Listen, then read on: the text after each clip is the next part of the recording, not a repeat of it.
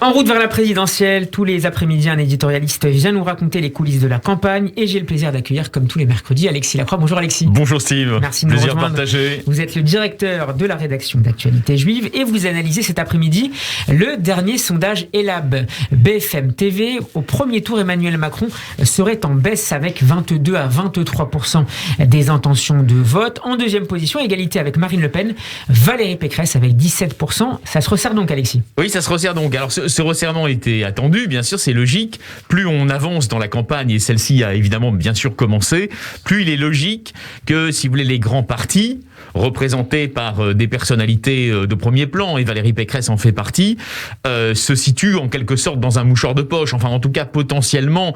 Et donc le discours qu'on entendait, et d'ailleurs qui est fondé sur le renforcement de la position d'Emmanuel Macron, est un discours audible. Naturellement, il a un matelas de 23-24% des personnes qui sont très favorables à son action, quoi qu'il fasse, quoi qu'il dise même. On l'a vu récemment avec ses saillies provocatrices, mais ce matelas n'empêche pas la progression très nette de Valérie Pécresse et évidemment avis à tous ceux qui seraient tentés de la sous-estimer, quoi qu'on pense par ailleurs de sa ligne politique. Mais là encore, vous voyez, le commentaire politique n'exclut pas une certaine objectivité. Et avec par ailleurs un recul, en tout cas un baisse du seuil de qualification pour le deuxième tour qui se situerait, donc on le voit bien, à 17 ou 18% visiblement. 17 ou 18%, ce qui laisse évidemment espérer à beaucoup Marine Le Pen, bien sûr la première, qui se situe au fond, d'après ce sondage, dans un étiage comparable à celui de la candidate de LR, de Valérie Pécresse, mais qui laisse espérer aussi à d'autres opposants au macronisme, Éric Zemmour pour Reconquête,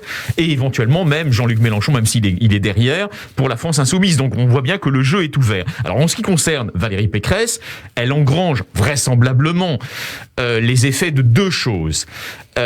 Le fait qu'elle s'est opposée, sans le dire vraiment, mais aux propos, disons, du président de la République sur les non-vaccinés, on n'y revient pas, on en a parlé déjà, mais elle s'est opposée, disons, très clairement sur la forme, en tout cas, peut-être pas sur le fond, mais sur la forme qu'elle a jugée anti-républicaine, faut dire les choses comme elles sont. Donc elle a marqué des points auprès de gens qui n'aiment pas cette manière de segmenter l'opinion et de violenter une catégorie de la population. Pas seulement chez les non-vaccinés.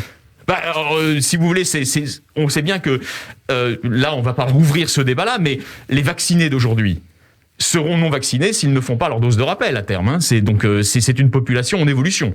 Donc elle a évidemment ciblé cette population de manière intelligente en disant on ne parle pas comme ça.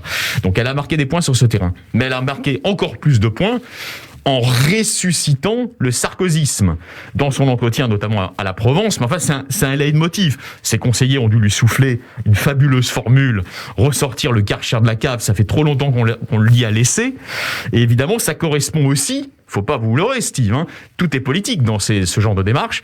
Non seulement, bien sûr, parler, si vous voulez, au cerveau gauche, intuitif, de l'électeur de droite qui, au fond, recherche son Sarkozy depuis toujours, recherche le nouveau Sarkozy. Et ça fait suite à il a cramé la caisse en parlant d'Emmanuel Macron il y a quelques mois. Mais c'est une critique du macronisme, là encore, vous voyez. Et donc, elle le dit très clairement, le en même temps, à ses yeux, sur le régalien, qui lui importe tellement, sur la sécurité, sur la garantie de la sûreté des biens et des personnes dans tous les territoires de la République. Le en même temps, affirme-t-elle, ne marche pas. Et elle ajoute même, dans cet entretien à la Provence, Macron fait de la diversion avec ses phrases, et quand les Français vont ouvrir les yeux sur son vrai bilan, poursuit-elle, ils verront une crise d'autorité totale. Et elle dit même, c'est quand même intéressant, je reprends le flambeau de la droite, d'une droite qui sera, contrairement à Macron, dure avec les puissants, avec les caïds, avec les voyous. Donc pour elle, les puissants, c'est d'abord les voyous, et qui va aller les traquer, les débusquer, les punir. Il y a un président de la République auquel elle s'oppose, qui veut traquer ceux qui passent entre les gouttes du grand programme sanitaire mis en place il y a un an, et elle dit le grand danger de la société française, c'est l'impunité pour les caïds. Et donc ça, c'est un discours de droite classique, modéré, typique, qui est tout à fait favorable à rassembler son camp. Alors, un indicateur, dans ce contexte, personnellement, je sous-estime jamais les avis d'Alain Minc. Pourquoi ? D'abord, il est intelligent, mais il est aussi, en tant que conseiller du CAC 40, un bon baromètre des niveaux de température et de pression de l'élite française. Macron avait son soutien jusqu'ici. Il avait même, il y a 4 mois, dit « Je vais voter sans aucune hésitation pour le président sortant ». Et là, ça bouge patatras, ça bouge. Il laisse entendre qu'il souhaite que Valérie Pécresse soit au second tour et qu'il y ait donc un second tour Macron-Pécresse. Pour cette raison, il lui apporte son soutien. Et il lui apporte son soutien dans des termes qui ne sont pas un désaveu total de Macron. Il crédite Macron d'avoir su transformer la France. Bon, ça, c'est le blabla libéral classique. Mais quand même, il dit que Valérie Pécresse est moins seule que le président sortant. S'il arrive nu à la présidentielle, dit-il d'Emmanuel Macron, à la Minc, c'est, je cite, parce qu'il n'a pas su fabriquer un parti ou des alliances. A contrario, selon le conseiller du CAC 40, qui est Alain Minc, Valérie Pécresse aurait, elle, actuellement, cette capacité. Donc vous voyez bien que les lignes bougent et que ce match n'est pas totalement cristallisé, en réalité. Une sorte d'alliance entre la droite sécuritaire et la droite libérale sur le plan économique. Alors, si vous voulez, Valérie Pécresse, c'est un produit, c'est une sorte de chimère idéologique, c'est-à-dire on voit bien qu'elle a repris, on en avait parlé d'ailleurs avec vous, elle a repris des éléments du fillonisme ou du sarkozysme. Un certain nombre d'ailleurs de lieutenants de François Fillon sont aujourd'hui à ses côtés, dont son puissant Patrick Stefanini, directeur de campagne, qui est quand même situé sur un positionnement bien à droite à l'intérieur de LR. Mais elle est aussi l'héritière de Chirac. Et donc, quelque part, il ne faut pas que Emmanuel Macron et les macronistes la sous-estiment. Elle peut très bien trianguler une partie de l'électorat, on va dire de la droite modérée, qui était en gros pour Bertrand dans la primaire, et qui se dit, mais finalement, est-ce que c'est la peine de voter pour Macron ? Parce que Macron, pour l'instant, a ces gens-là avec lui. Enfin, tout au moins jusqu'à maintenant, il a ces gens-là. Et donc, on voit bien qu'il y a un espace disputé, des territoires disputés, des territoires idéologiques disputés. Et Valérie Pécresse, en dépit de son positionnement néo-filloniste, veut évidemment récupérer aussi cet électorat-là. Et elle le fait, on le sent bien, sur un mélange tout à fait typique du Chirac de 2002, entre le régalien, une certaine fermeté régalienne, tout au moins dans les propos, elle n'est pas encore aux affaires, et l'exigence de la justice. Et c'est pour ça qu'elle a, entre guillemets, tapé si fort le président lors de ses propos controversés sur les personnes non vaccinées. Valérie Pécresse, donc, au centre, au barycentre des droites. Pour terminer, Alexis, il nous reste 1 minute 30. On termine avec l'autre extrémité, Jean-Luc Mélenchon, qui est à la une de Libération, à qui il a accordé une interview. Qu'est-ce que vous en retenez ? Alors, cette interview, si vous voulez, elle est vraiment programmatique de fond.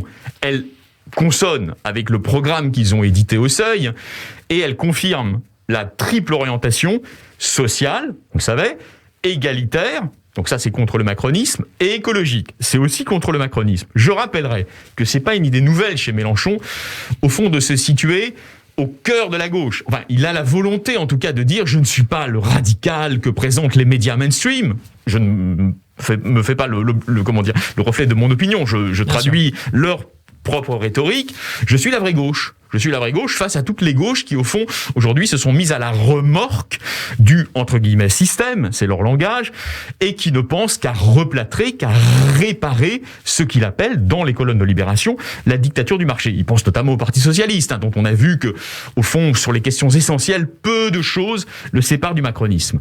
La critique de fond du macronisme est la suivante.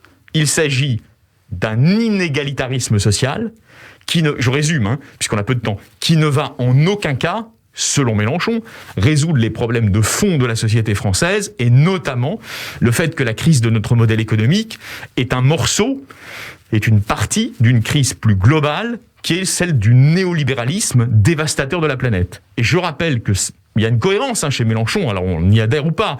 Il veut être au cœur de la gauche, et il disait déjà dans un livre d'entretien avec notre confrère Marc Andevelde, qui s'appelle Le choix de l'insoumission, c'était il y a 5 ans. Il y a 5 ans, ils ont écrit ce livre. Et il lui posait la question aux journalistes, ne sommes-nous pas tellement intoxiqués par le modèle consumériste ? Sommes-nous encore capables de vivre sans que les objets soient notre seule raison de vivre ? Et donc il dit, le macronisme, c'est le summum de cette addiction aux objets, au matérialisme. Moi, je propose une société de la redistribution, d'où d'ailleurs ces propos très controversés, là aussi, sur à partir de tant de pourcents, je prends tout et on reverse à des allocations pour les jeunes notamment, et pour les chômeurs. Et puis aussi l'idée de tourner la page de ce qu'il appelle le productivisme, c'est-à-dire d'inventer une société du développement durable et écologique. C'est au cœur de sa matrice, Pour l'instant, on ne sait pas, ils sont aux alentours de 10%, on ne sait pas si ça va occuper un espace central à gauche en raison du caractère, disons, un petit peu ténu de l'affirmation des autres candidats et des autres candidates dans ce périmètre idéologique, entre guillemets, progressiste. Merci beaucoup Alexis Lacroix. On peut réécouter Steve. Votre intervention sur radioj.fr en podcast, mais aussi en vidéo sur notre page YouTube. Nous serons demain en compagnie de Mickaël Darmon. Merci Alexis, on vous retrouvera d'ailleurs aussi demain pour nous présenter la nouvelle une de du hebdomadaire Actualité Juive. Merci à vous, bon après-midi. Merci à vous.